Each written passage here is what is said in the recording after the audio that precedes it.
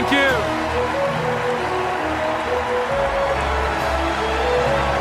Thank you.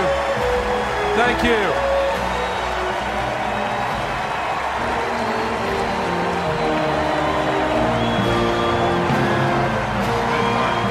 Hello, Tennessee.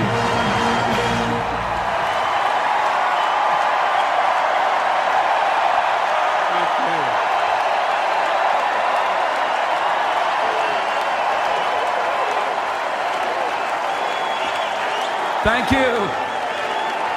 Thank you very much.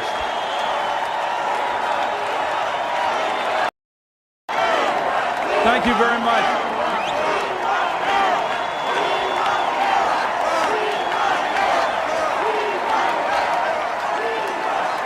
Thank you. Thank you.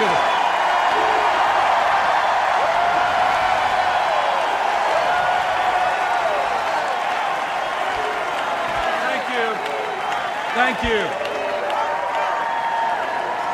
I speak tonight of gratitude, achievement, and high hopes for our country. Tonight, I think those who helped me get here, starting with the people of Tennessee, and then those who braved the first snows of Iowa and New Hampshire, and all of you here from all over this country who have come with me into the warm sunlight of this great city. While I can't thank each of you individually in words, I do so in my heart, and I know you won't mind if I single out someone who has just spoken so eloquently, someone I've loved with my whole heart since the night of my high school, my wife, Tipper. We've been lucky enough to find each other all over again at each new stage of our lives, and we just celebrated our 30th wedding anniversary. I want to acknowledge with great pride our 4 children, Kristen, Sarah, and Albert, our oldest daughter, Corinna, and her husband, Drew, and the youngest member of our family, who a little over a year ago was born on the 4th of July, our grandson, Wyatt, and my brother-in-law, Frank Hunger. I am honored tonight by the support of a leader of high ideals and fundamental decency who will be an important part of our country's future, Senator Bill Bradley.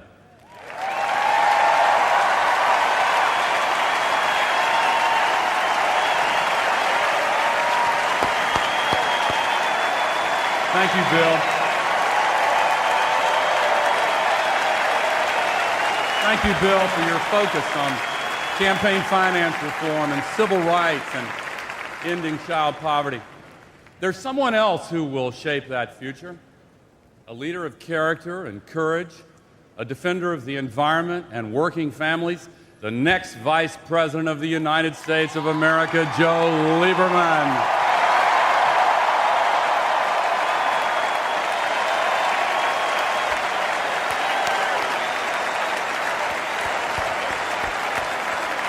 And Hadassah and their wonderful family.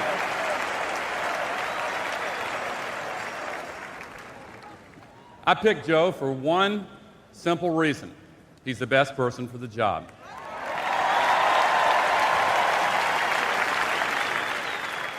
For almost 8 years now, I've been the partner of a leader who moved us out of the valley of recession and into the longest period of prosperity in American history. I say to you tonight, millions of Americans will live lives for a long time to come because of the job that's been done by President Bill Clinton.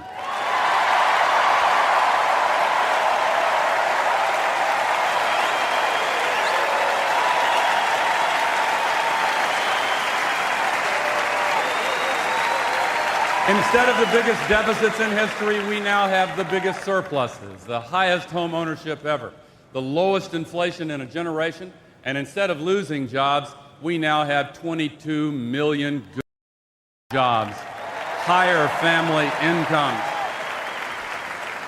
Above all, our success comes from you, the people who have worked hard for your families. But let's not forget that a few years ago, you were also working hard. But your hard work then was undone by a government that didn't work, didn't put people first, and wasn't on your side. Together, we change things to help unleash your potential and unleash innovation and investment in the private sector, the engine that drives our economic growth. And our progress on the economy is a good chapter in our history.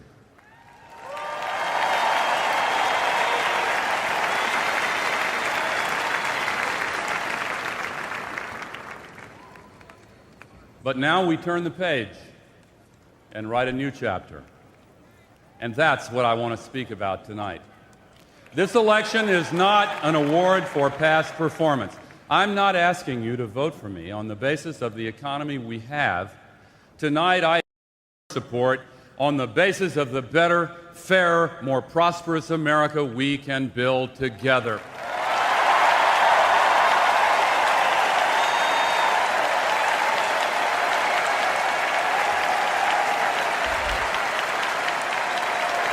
Together, let's make sure that our prosperity enriches not just the few, but all working families.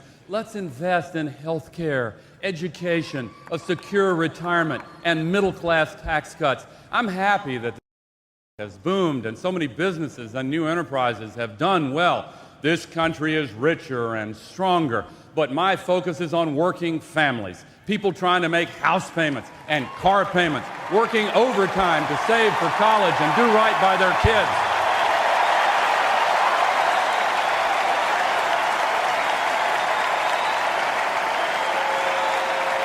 Whether you're in a suburb or an inner city, whether you raise crops or drive hogs and cattle on a farm, drive a interstate or drive e-commerce on the internet, whether you're starting out to raise your own family or getting ready to retire after a lifetime of hard work, so often powerful forces and powerful interests stand in your way, and the odds seem stacked against you, even as you do what's right for you and your family.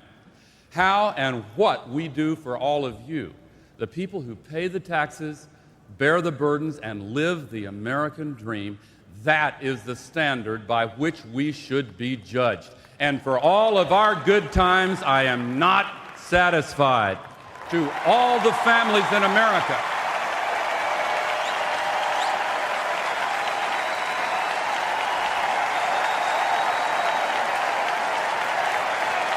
to all the families in America who have to struggle to afford the right education and the skyrocketing cost of prescription drugs, I want you to know this. I've taken on the powerful forces, and as president, I'll stand up to them, and I'll stand up to all the families who are struggling with things that money can't measure, like trying to find a little more time to spend with your children, or protecting your children from entertainment that you think glorifies violence and indecency. I want you to know I believe we must challenge a culture with too much meanness and not enough meaning. And as president, I will stand with you for a goal we all share, to give more power back to parents, to choose what your own children are exposed to, so you can pass on your family's basic lessons of responsibility and decency. The power should be in your hands. The future should belong to everyone in this land. Everyone, all families. We could squander this moment, but our country would be the poorer for it. Instead, let's lift our eyes and see how wide the American horizon has become. We're entering a new time. We're electing a new president. And I stand here tonight as my own man. And I want you to know me for who I truly am.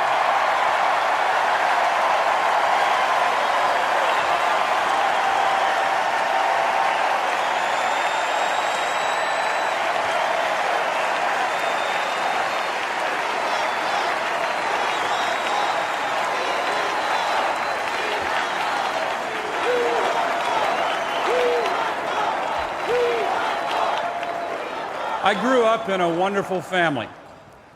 I have a lot to be thankful for. And the greatest gift my parents gave me was love. When I was a child, it never once occurred to me that the foundation upon which my security depended would ever shake. And of all the lessons my parents taught me, the most powerful one was unspoken. the way they loved one another. My father respected my mother as an equal, if not more. She was his best friend, and in many ways his conscience. And I learned from them the value of a true, loving partnership that lasts for life. They simply couldn't imagine being without each other. And for 61 years, they were by each other's side. My parents taught me that the real values in life aren't material, but spiritual. They include faith and family, duty and honor, and trying to make the world a better place. I finished college at a time when all that seemed to be in doubt, and our nation's spirit was being depleted. We saw the assassination of our best leaders, appeals to racial backlash, and the first warning signs of Watergate.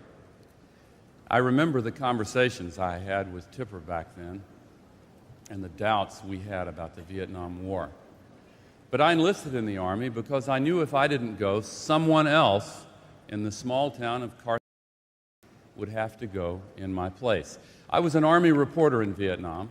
When I was there, I didn't do the most or run the gravest danger, but I was proud to wear my country's uniform.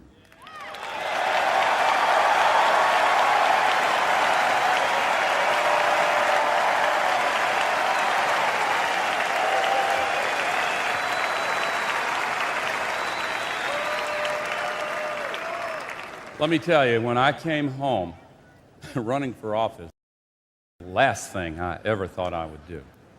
I studied religion at Vanderbilt and worked nights as a police reporter at the Nashville Tennessean. And I saw more of what could go wrong in America, not only on the police beat, but as an investigative reporter covering local government. I also saw so much of what could go right. Citizens lifting up local communities, family by family, block by block, neighborhood by neighborhood, in churches and charities, on school boards and city councils. And then, our own family. And when our first daughter, Corinna, was born, I began to see the future through a fresh set of eyes. I know a lot of you have had that feeling too. And I decided I couldn't turn away from service at home any more than I could have turned away from service in Vietnam. That's why I ran for Congress. In my first term, a family in Hardeman County, Tennessee, wrote a letter and told how worried they were that toxic waste, a lot of it, had been dumped near their home. Some of the first hearings on the issue, and ever since, I've been there in the fight against the big polluters. Our children should not have to draw the breath of life in cities awash in pollution. When they come in from playing on a hot summer afternoon, every child in America, anywhere in America, ought to be able to turn on the faucet and get a glass of safe, clean drinking water. On the issue of the environment, I've never given up, and I never will. And I say it again tonight, we must reverse the silent rising tide of global warming. And we can. In the Senate and as Vice President, I fought for welfare reform. Over and over again, I talked to folks who told me how they were trapped in the old welfare system. I saw what it did to families. So I fought to end welfare as we then knew it, to help those in trouble, but to insist on work and responsibility. Others talked about welfare reform. We actually reformed welfare and set time limits. Instead of handouts, we gave people training to go from welfare to work. And we have cut the welfare rolls in half and moved millions into good jobs. And it's helped lift them up. For almost 25 years now, I've been fighting for people, and I've been listening to people, holding open meetings in the places where they live and work. And you know what? I've learned a lot. And if I'm your president, I'm going to keep on having open meetings all over this country. I'm going to go out to you, the people, because I want to stay in touch with your hopes, with the quiet, everyday heroism of working families. And because I've learned that the issues before us, the problems and the policies, all have names. And I don't mean the big fancy names that we put on programs and legislation. I'm talking about family names like Nystel, Johnson, Gutierrez, and Malone. People and families I've met in the last year all across this country. And here's what they've told me. I met Mildred Nystel in Waterloo, Iowa. Because of our welfare reform, she has left welfare and found a good job training electricians, and she's become a proud member of IBEW Local 288.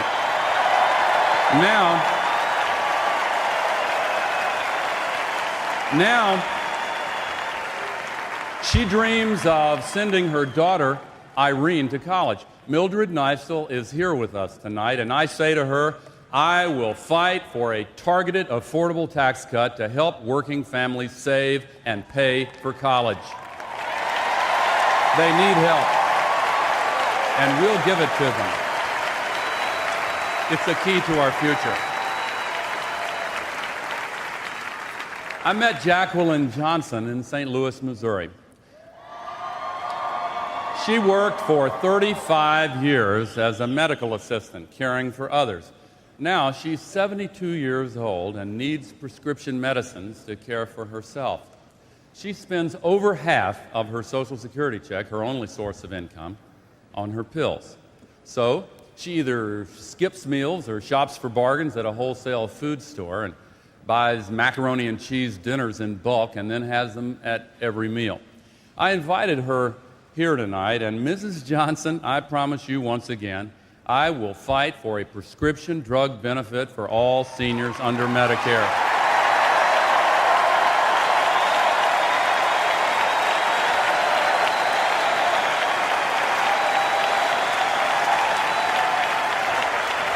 It's just wrong for seniors to have to choose between food and medicine while the big drug companies run up record profits. That is wrong. I met George and Juanita Gutierrez in San Antonio, Texas. Their daughter, Katerina, has just started the 4th grade at Davy Crockett Elementary School. The school building is crumbling and overcrowded with cracked walls and peeling plaster. Trailers cover the playground where the kids used to spend recess. The Gutierrez family is here tonight, and I tell them again, I will fight to rebuild and modernize crumbling schools and reduce class size. We need to put safety, discipline, and character first in every classroom.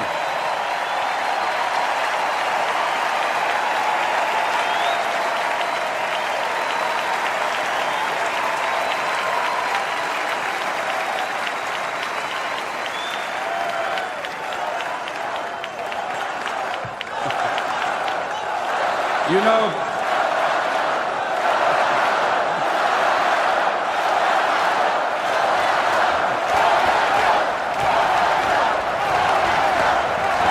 are you with me?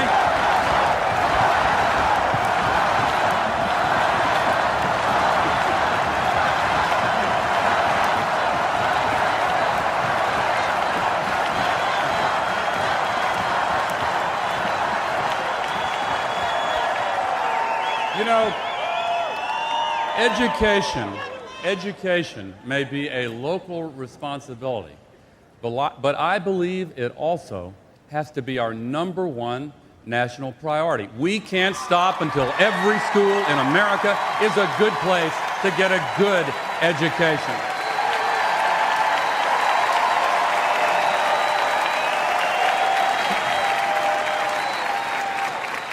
And I will never forget a little boy named Ian Malone who suffered from a medical mistake during childbirth and needs full-time nursing care for several years. I met him and his parents in Seattle near Everett, Washington, their home, and their HMO had told the Malones that it would no longer pay for the nurse they needed, and then actually told them they should consider giving Ian up for adoption. That's when his mom and dad got really mad. They told their story in public, and the HMO was embarrassed. Because they fought for their baby, today Ian has the care he needs to stay alive. But no family in America should have to go on national television to save their child's life.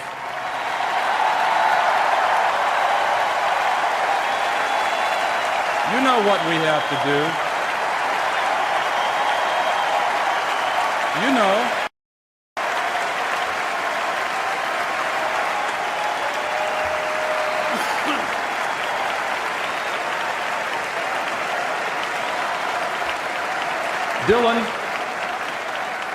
Dylan and Christine Malone are here with us tonight. Ian's here too. And I say to them and to all the families of America, I will fight for a real enforceable Patients' Bill of Rights.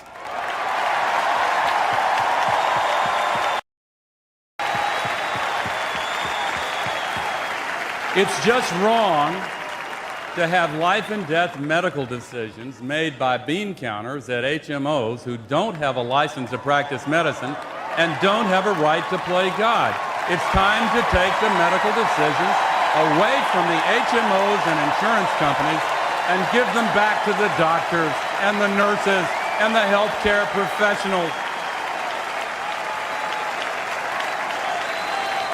Let's make that a bipartisan issue. So, this is not just an election between my opponent and me. It's about our people, our families, and our future, and whether forces standing in your way will keep you from living a better life. To me, this election is about Mildred Neistel, Jacqueline Johnson, Caterina Gutierrez, Ian Malone. It's about millions of Americans whose names we may never know, but whose needs must always be our calling.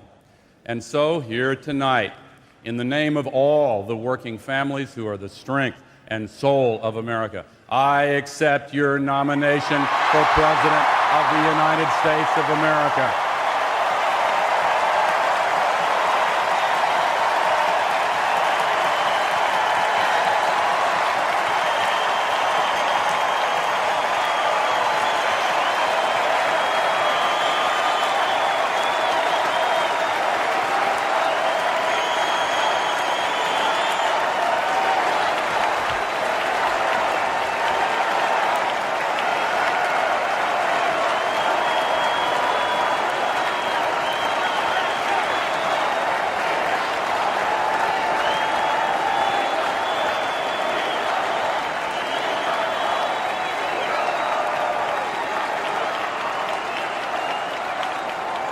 I'm here to talk seriously about the issues. People deserve to know specifically what a candidate proposes to do. I intend to tell you tonight. You ought to be able to know and then judge for yourself. If you entrust me with the presidency, I will put our democracy back in your hands and get all the special interest money, all of it, out of our democracy by enacting campaign finance reform. I feel so strongly about this, I promise you that campaign finance reform will be the very first bill that Joe Lieberman and I send to the United States Congress. And you better believe we will not take no for an answer. It is time.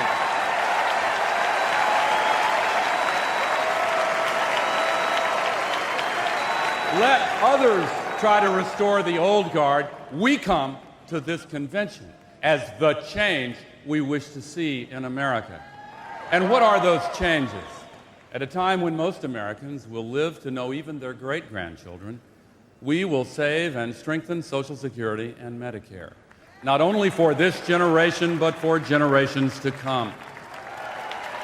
At a time of almost unimaginable medical breakthroughs, we will fight for affordable health care for all, so patients and ordinary people are not left powerless and broke. We will move toward universal health coverage, step by step, starting with all children. Let's get all children covered by 2004.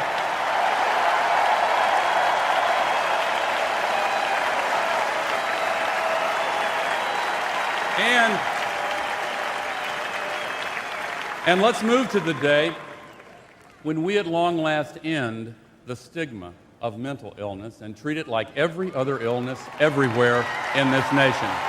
And I thank you, Tipper, for leading the way. Within the next few years, scientists will identify the genes that cause every type of cancer. We need a national commitment equal to the promise of this unequaled moment. So we will double the federal investment in medical research. We will find new medicines and new cures, not just for cancer, but for everything from diabetes to HIV/AIDS.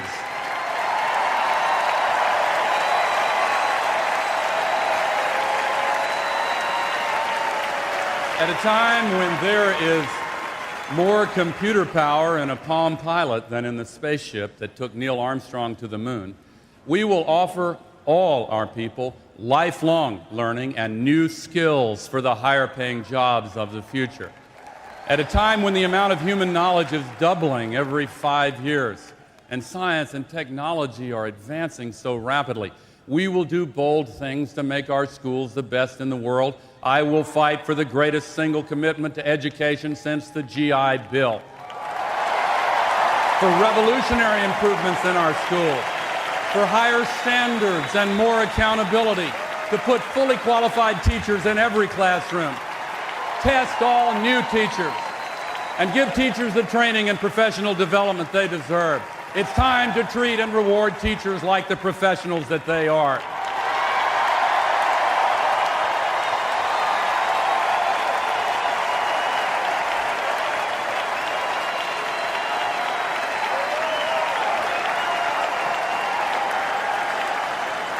It's not just about more money.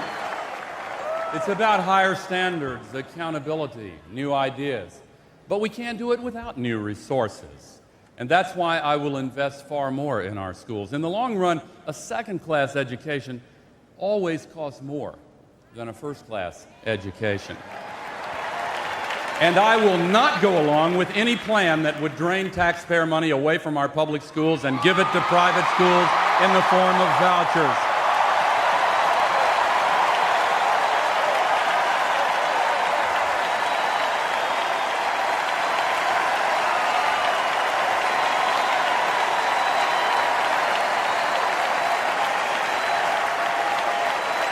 This nation was a pioneer of universal public education. Now, let's set a specific new goal for the first decade of the 21st century. High-quality, universal preschool available to every child in every family all across this nation. And let's give middle-class families help in paying for college with tax-free college savings and by making most college tuition tax-deductible. Open the doors of learning to all.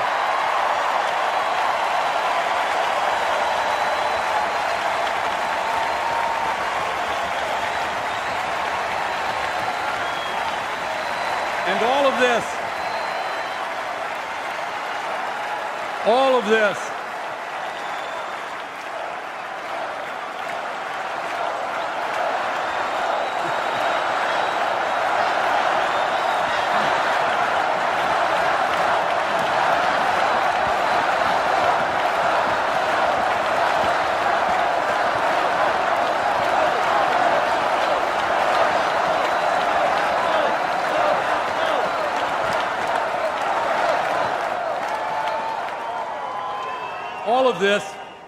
All of this is the change we wish to see in America. Not so long ago, a balanced budget seemed impossible. Now, our budget surpluses make it possible to give a full range of targeted tax cuts to working families, not just to help you save for college, but to pay for health insurance and child care, to reform the estate tax so people can pass on a small business or a family farm, and to end the marriage penalty the right way, the fair way, because we should not force couples to pay more in income taxes just because they're married. But let me say it plainly, I will not go along with a huge tax cut for the wealthy at the expense of everyone else and wreck our good economy in the process.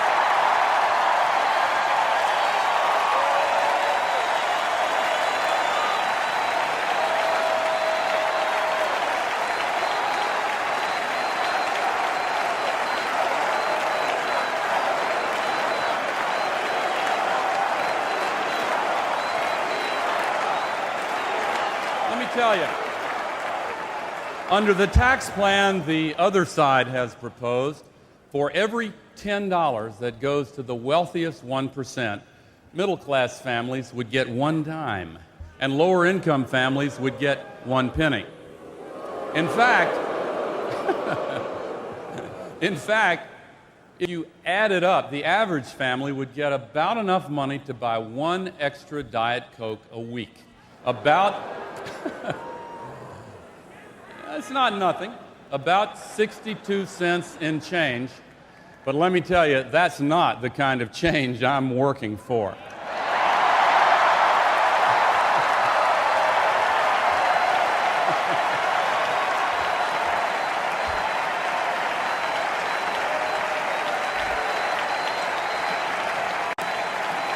I'll fight for tax cuts that go to the right people, to the working families who have the toughest time paying taxes and saving for the future. I'll fight for a new tax-free way to help you save and build a bigger nest egg for your retirement. I'm talking about something extra that you can save and invest for yourself, something that will supplement Social Security, not be subtracted from it. But I will not go along with any proposal to strip 1 out of every $6 from the Social Security Trust Fund and privatize the Social Security that you're counting on. That's Social Security minus. Our plan is Social Security plus.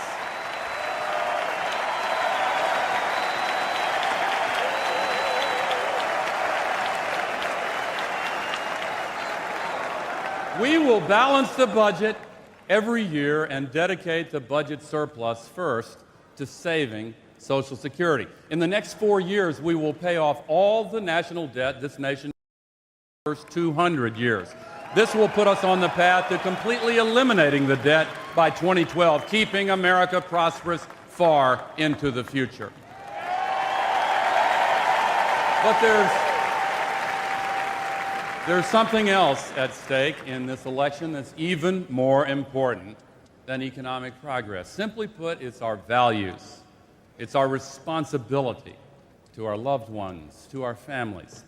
And to me, family values means honoring our fathers and mothers, teaching our children well, caring for the sick, respecting one another, giving people the power to achieve what they want for their families, putting both Social Security and Medicare in an ironclad lockbox where the politicians can't touch them. To me, that kind of common sense is a family value. Hands off Medicare and Social Security Trust Fund money. I'll veto anything that spends it for than Social Security and Medicare. Getting cigarettes out of the hands of kids before they get hooked is a family value. I will crack down on the marketing of tobacco to our children, no matter how hard the tobacco companies lobby and no matter how much they spend. A new prescription drug benefit under Medicare for all our seniors, that's a family value. And let me tell you, I'll fight for it, and the other side will not. They give in to the big drug companies. Their plan tells seniors to beg the HMOs and insurance companies for prescription drug coverage. And that's the difference in this election. They're for the powerful. We're for the people.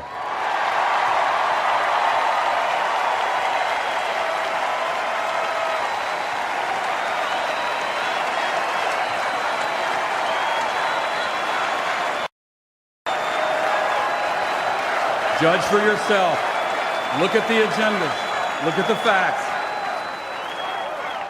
Big tobacco, big oil, the big polluters, the pharmaceutical companies, the HMOs. Sometimes you have to be willing to stand up and say no so families can have a better life. I know one thing about the job of the president. It is the only job in the Constitution that is charged with the responsibility of fighting for all the people, not just the people of one state or one district, not just the wealthy or the powerful, all the people, especially those who need a voice, those who need a champion, those who need to be lifted up so they are never left behind. So if I say to you tonight, if you entrust me with the presidency, I will fight for you.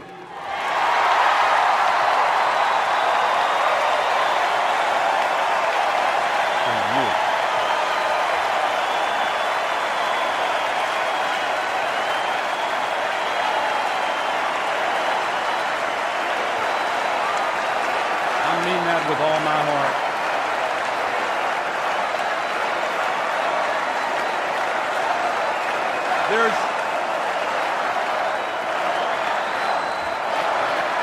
There's one other word that we've heard a lot of in this campaign, and that word is honor. To me, honor is not just a word, but an obligation. And you have my word. We will honor hard work by raising the minimum wage so that work always pays more than welfare. We will honor families by expanding child care and after-school care and family and medical leave, so working families have the help they need to care for their children. Because one of the most important jobs of all is raising our children. And we'll support the right of parents to decide that one of them will stay home longer with their babies if that's what they believe is best for their families. We will honor the ideal of equality by standing up for civil rights and defending affirmative action.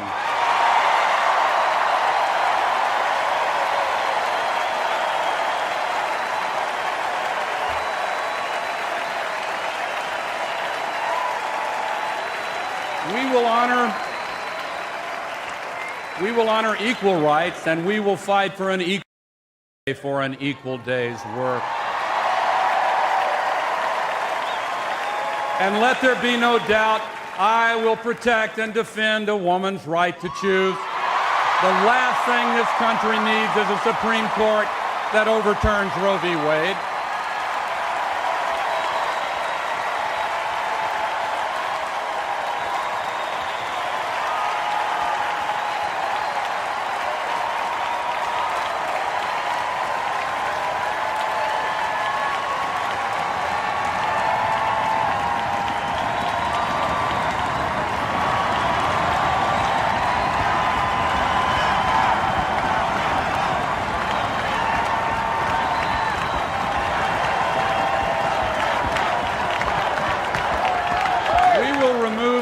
The old barriers so that those who are called disabled can develop all their abilities.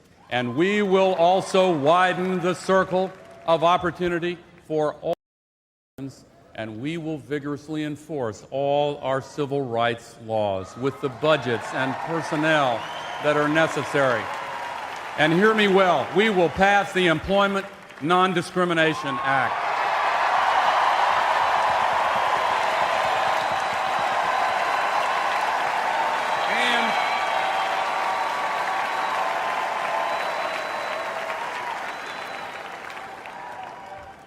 And we will honor the memory of Matthew Shepard and Joseph Ileto and James Byrd, whose families all joined us this week by passing a law against hate crimes.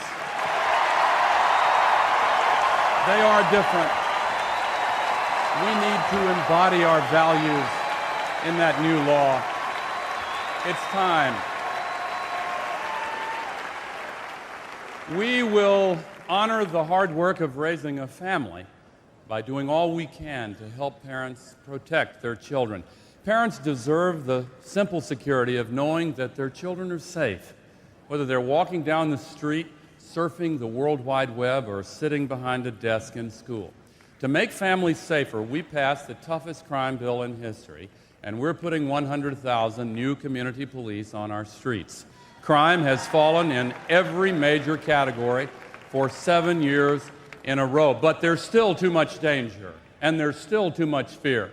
So tonight I want to set another new specific goal to cut the crime rate every year, year after year, all the way till the end of this decade, every single year. That's why I'll fight to add another 50,000 new police. Community police. Prevention. Community police who help prevent crime by establishing real relationships between law enforcement and neighborhood residents.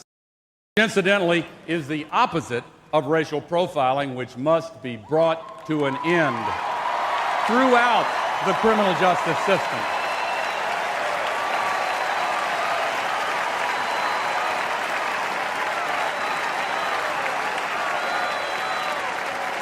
And community policing and prevention is one of the keys. I will fight for a crime victims' Bill of Rights, including a constitutional amendment to make sure that victims, and not just criminals, are guaranteed rights in our justice system. I'll fight to toughen penalties on those who misuse the internet to prey on our children and violate our privacy. And I'll fight to make every school in this nation drug-free and gun-free.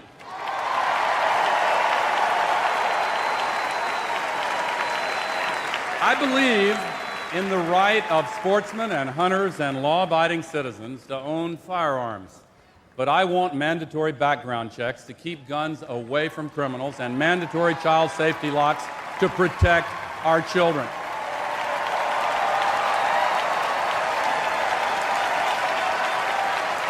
Tipper and I went out to Columbine High School after the tragedy there, and we embraced the families of the children who were lost. And I will never forget the words of the father who whispered into my ear, "Promise me that these children will not have died in vain."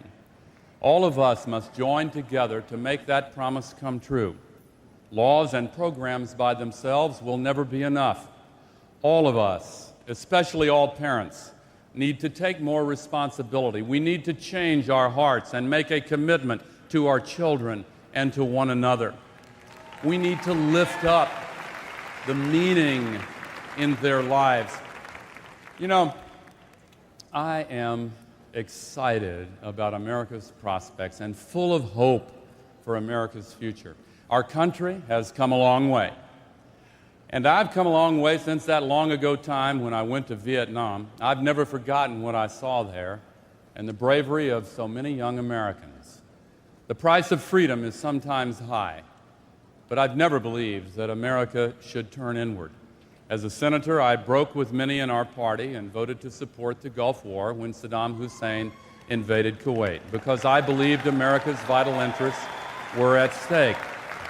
Early in my public service, I took up the issue of nuclear arms control and nuclear weapons because nothing is more fundamental than protecting our national security. Now I want to lead America because I love America. I will keep America's defenses strong.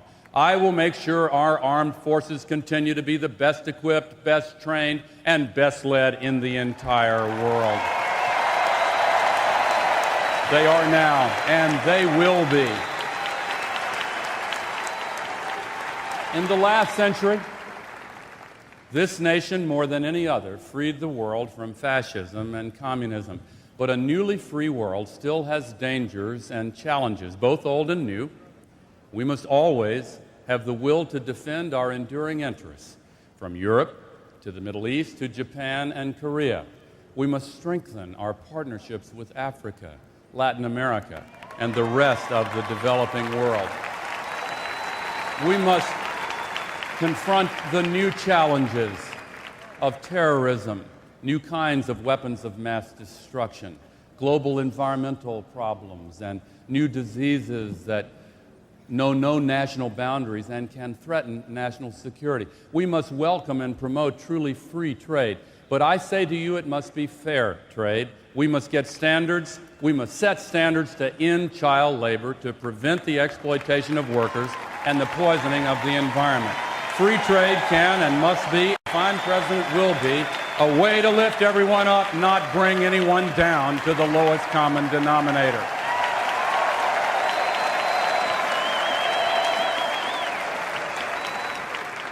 So those are the issues, and that's where I stand.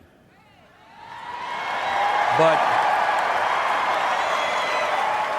I also want to tell you just a little more about two of my greatest heroes, my father and my mother. They did give me a good life, but like so many in America, they started out with almost nothing. My father grew up in a small community named Possum Hollow in Middle Tennessee. When he was just 18, he went to work as a teacher in a one-room school. Then the Great Depression came along and taught him a lesson that couldn't be found in any classroom. He told me and my sister often how he watched grown men with wives and children they could neither feed nor clothe, on farms they could no longer pay for. My father didn't know whether he could help those families, but he believed he had to try. And never in the years to come, in Congress and in the United States Senate, did he lose sight of the reason he entered public service: to fight for the people, not the powerful.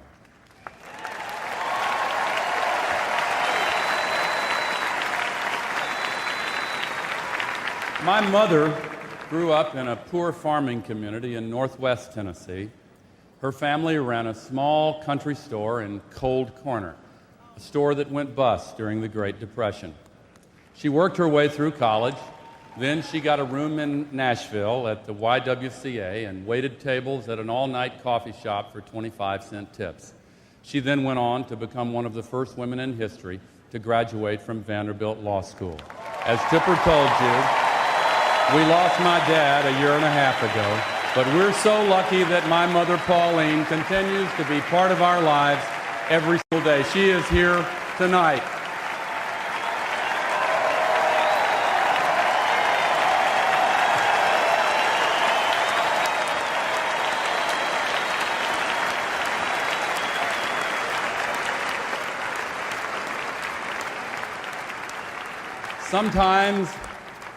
Sometimes in this campaign, when I visit a school and see a hardworking teacher trying to change the world one child at a time, I see the face of my father.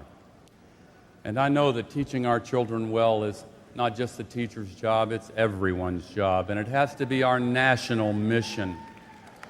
I've shaken hands in diners and coffee shops all across this country, and sometimes when I see a waitress working hard and thanking someone for a tip, I see the face of my mother. And I know for that waitress carrying trays or a construction worker in the winter cold, I will never agree to raise the retirement age to 70 or threaten the promise of Social Security. It's just not fair to them, and I won't do it. I say to you tonight, we've got to win this election because every hard-working American family deserves to open the door to their dream.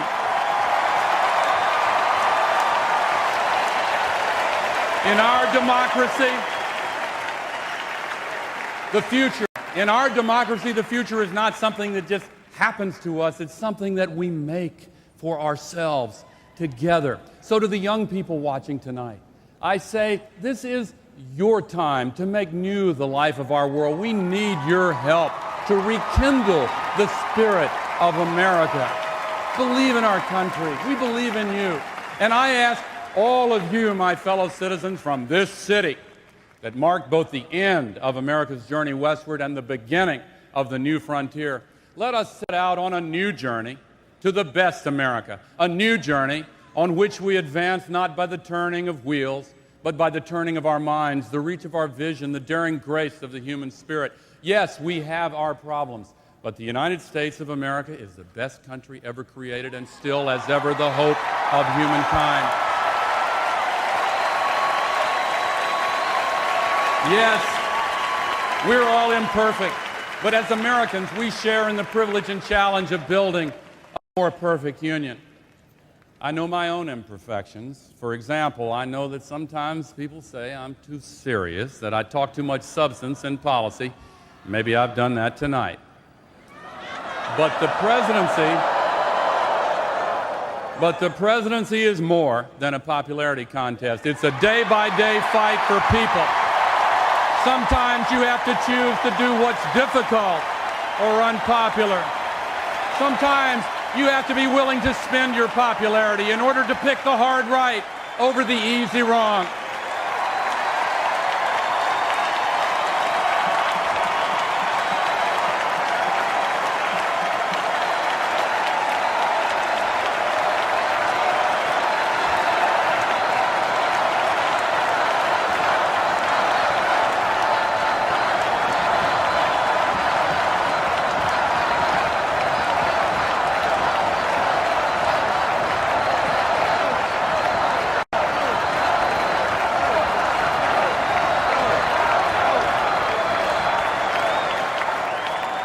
There are big choices ahead. and our whole future is at stake. And I do have strong beliefs about it. If you entrust me with the presidency, I know I won't always be the most exciting politician. But I pledge to you tonight I will work for you every day and I will never let you down.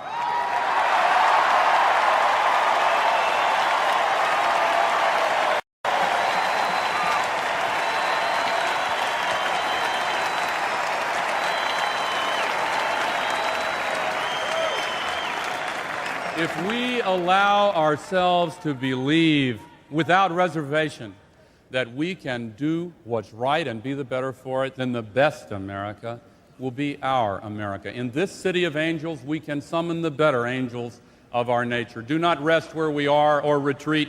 Do all we can to make America all it can become. Thank you. God bless you. God bless America.